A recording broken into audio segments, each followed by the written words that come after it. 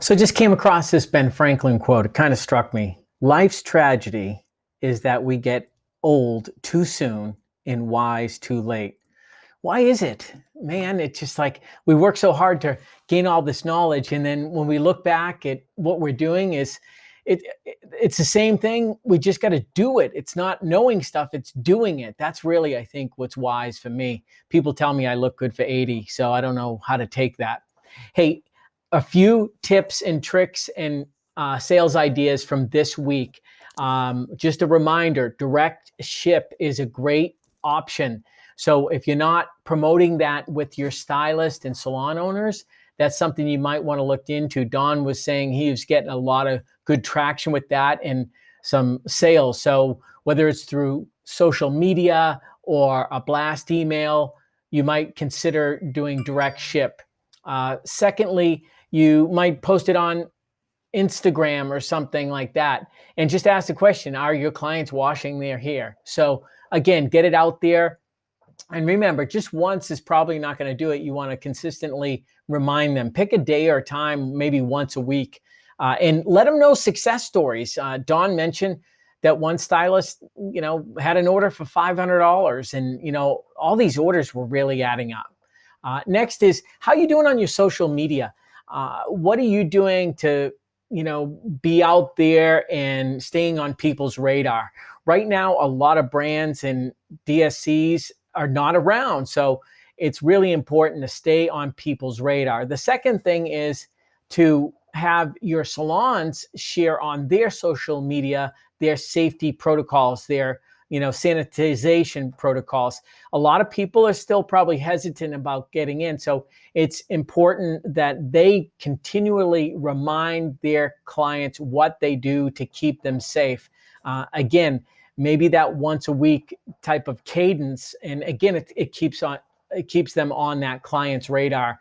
And, as a DSC, it's one thing, you want to sell them more product, but you can sell them more product when they're doing more service. So help them get more people back into the salon. I'm a big believer is call people and invite them.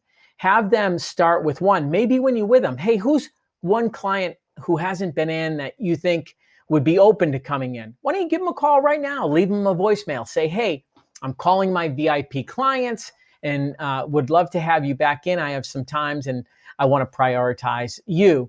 So I talk about 1-3-5. It's easy to make one call. And for some people, it's easy to make 3 and sometimes 5.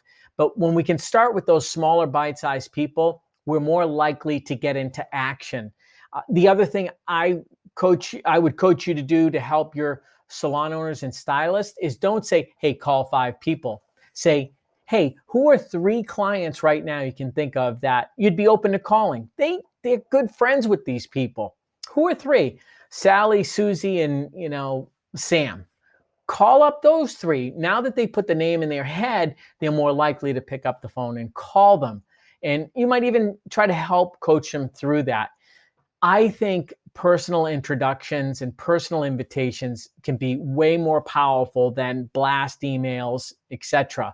If it's not using the voice over the telephone, a personal text can go a long way. So do they have a few minutes in between clients? Have them text away to their clients. Hey, come on in. A lot of big salons are starting to close. They've tried to weather the storm.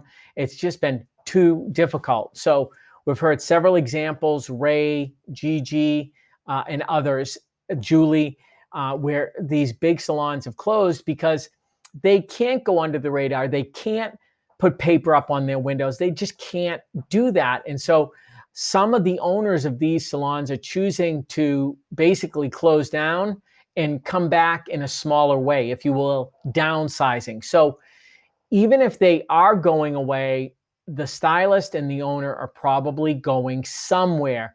So if you have some of these bigger salons, help them with that relocation. Help them get through this time and adapt whatever is necessary.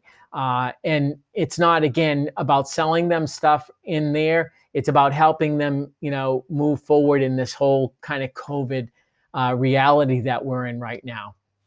And Dawn really reminded us today about focusing on what we can control. There's so many things out of our control. I know we've heard this before. At the same time, when we start focusing and giving time to these things that we have no control over, we don't know when California is going to open up again. We don't know what, protocols are going to place. We don't know. So when we asphyxiate all our time energy there, it can only cause anxiety, frustration, and things like that.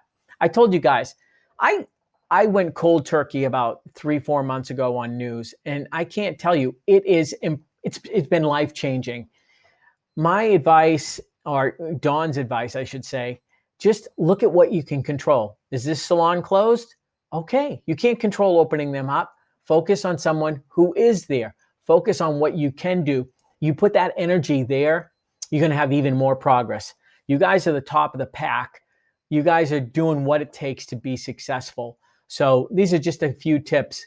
But at the end of the day, as we cover on our calls, what are your sales goals and what's your plan to hit it? If you hope to hit it, that's not a great strategy. Work backwards. What do you need to do? Who do you need to focus on? And then commit to bringing your absolute A game. We all can wing it and probably do pretty well. In these times, it requires us to really step it up a notch. So what's your sales goal and what is your plan specifically to achieve that goal 100%? I hope you grabbed a couple of ideas today and look forward to catching up next Monday and seeing your progress and any new ideas that you have. Until then, have a great week. Take care.